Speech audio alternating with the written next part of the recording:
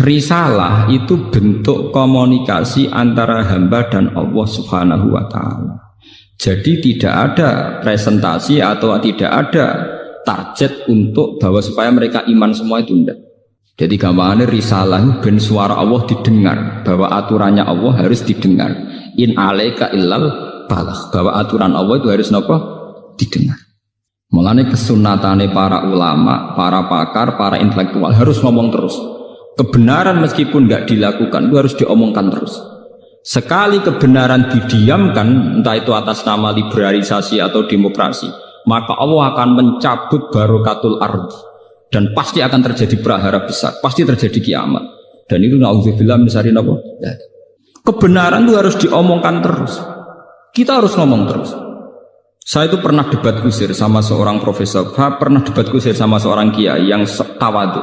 Saya bilang gini, seorang ulama itu dono unsur premane, kudu ngomong terus kebenaran. Wes ora ono wong ngandel lah, pokoke ngomong terus. Ora perlu ono wong ngandel, wes keliru lah pokoke ngomong. Begini, saya punya hadis sahih dari riwayatnya Imam Ahmad. Inna Allaha ta'ala la yanzi'a barakatal ardi hatta la yuqala fil ardi lizalim antaz zalim. Allah tidak akan mencabut barokatul ardi sampai di bumi tidak dikatakan pada orang zalim antaz zalim. Sekarang begini misalnya, contoh paling mudah yang kita mendapat berkah. Ya, contoh paling mudah kita mendapat berkah dari contoh ini. Sebetulnya atas nama etika Jawa, ya, etika Jawa. Kita nanti tonggo lonte, iku sawangane secara etika wis urusane dewi-dewi. Ora usah mbok omongno iku lonte, sundel, sembah kon. Tapi barokahnya kebenaran bahwa orang nakal harus kita katakan sundel lonte. Itu kelontean dan kesundelan akan tabu terus selama orang masih ngomong untuk lonte itu sundel, untuk orang BTS itu lonte atau sundel. Artinya apa? Orang masih jijik atau merendahkan derajat mereka yang berprofesi sebagai lonte atau sundel. Dan ini baik bagi agama, bagi keberlangsungan moral. Karena masih ada yang menjijikkan proses-proses yang salah. Meskipun kita sebagai ulama, sebagai tokoh masyarakat, tentu mereka kita kasih ruang taubat. Juga kita kasih hak-hak sebagai martabat, sebagai manusia.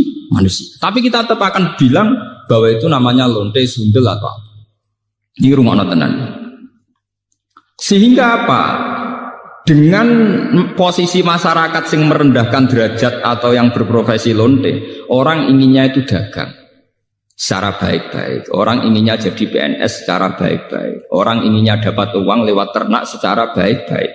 Karena mereka tidak mau resiko ngambil profesi cari uang yang resiko dihujat masyarakat. Baik.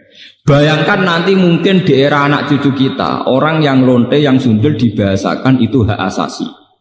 Sehingga orang mungkin generasi anak cucu kita sudah tidak ada istilah lonte sundel. Setiap perilaku sosial dianggap hak asasi. Dan itu awal dari tidak ada agama. Awal dari tidak ada agama. Karena kemudian sing ternak ya hak asasi, sing lonte dianggap hak. Itu bahaya sekali bagi keberlangsungan agama dan moral. Dan negara juga nanti repot. Artinya apa? Sebetulnya sifat-sifat anarkis masyarakat, anarkis dengan tanda kutip anarkis terutama dalam perkataan, maling darani maling, lonte darani lonte, itu menolong agama. Karena dengan stigma, ya, dengan pelakupan masyarakat sing jelek, perilaku ini tuh dianggap jijik. Dengan dianggap jijik, agama bisa jalan. Artinya bisa jalan ya, karena si A yang lonte itu dihujat masyarakat, yang lain-lain nggak pernah ingin cita-cita jadi lonte. Sehingga masyarakat akan, bahkan mungkin anaknya lonte sendiri, karena tahu nasib ibunya dihujat, juga bercita-cita tidak jadi lonte. Coba kalau tidak mendapat hukuman dari masyarakat, ibuku begitu juga tidak ada apa-apa. Paham ya?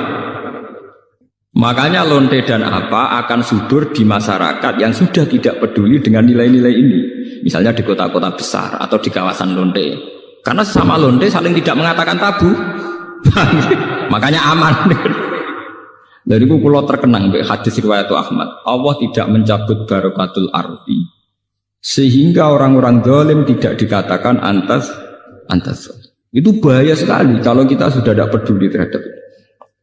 Nah, risalahnya Allah kepada Nabi Muhammad itu sing penting bahwa benar dikatakan benar, salah dikatakan salah. Tidak harus gol, tidak harus nopo gol.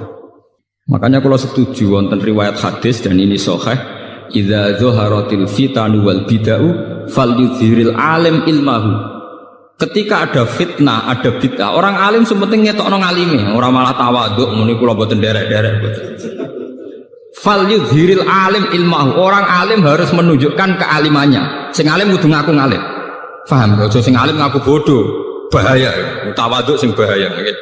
Falyudhiril alim ilmahu. Sing alim kudu ngaku ngalim. Kalau tidak, wa illa fa'alaihi la'natullahi wal malaikati wan nasi asma. Itu akan dekat laknat. Karena kalau kebenaran tidak diomongkan, maka nilai masyarakat pasti kacau. Pasti napa? Kacau.